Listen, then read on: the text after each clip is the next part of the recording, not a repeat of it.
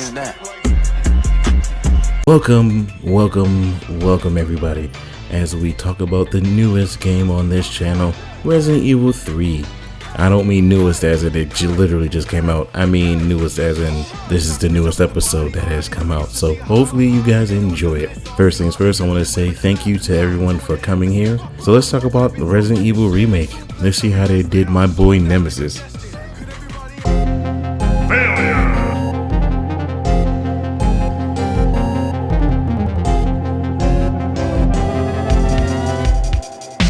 Let's do this.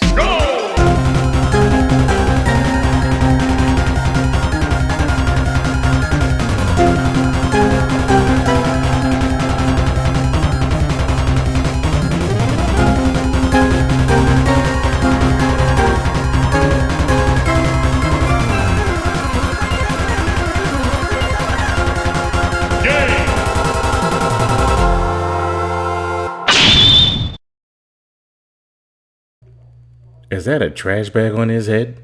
I'll never be finished.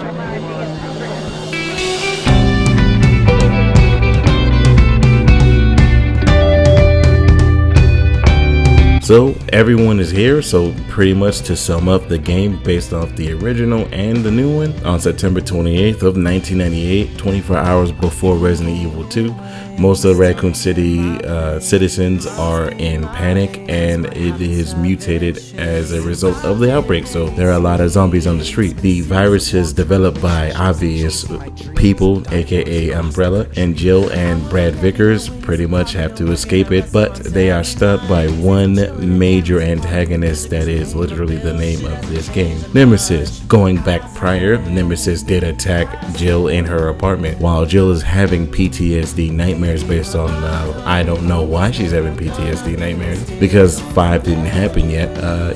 Essentially you gotta outrun Nemesis and get to the vaccine that happens later in the game, and I hope you guys enjoy the rest of the story. Have fun trying to avoid Nemesis.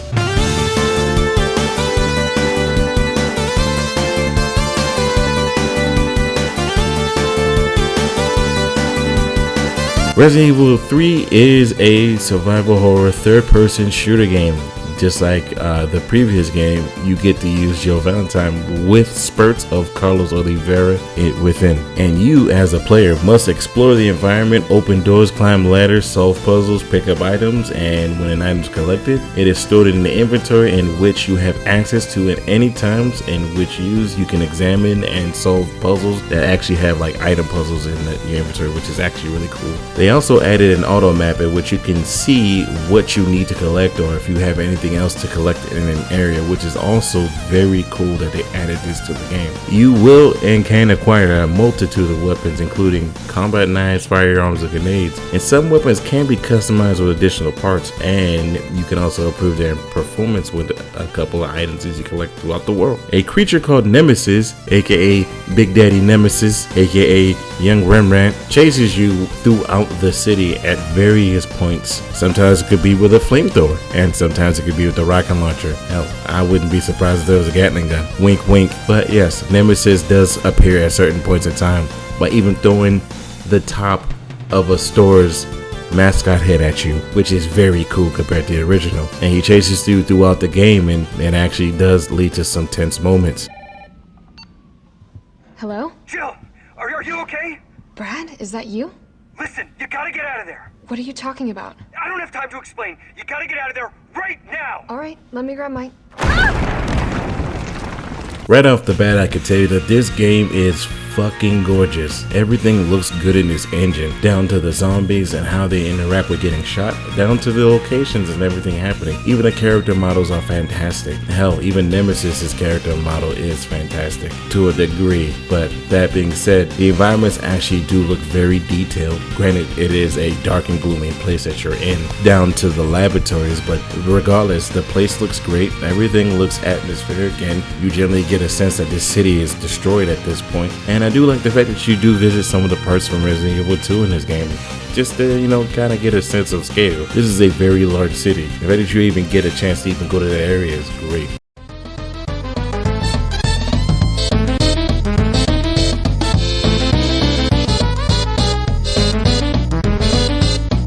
For this one, the challenges are as follows. The challenge of finding all the items to actually increase the gun that you want maximum is very hard to do in and of itself. Actually being able to kill nemesis and higher difficulties is also very complicated. And fighting the hunters in a small location was not fun, especially when you came to Carlos. That shit was very agitating. And trying to find reasons to actually replay this game, I'm not gonna lie, it's not that long and it's very linear.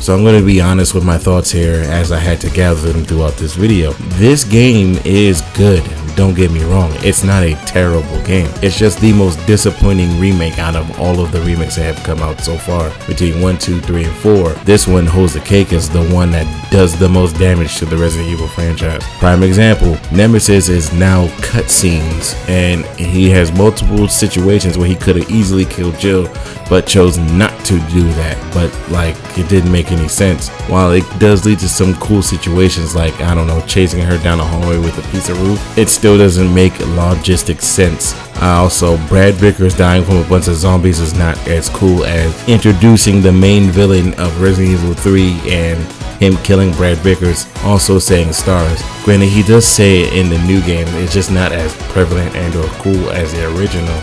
Also, again, why did you make your villain so weak?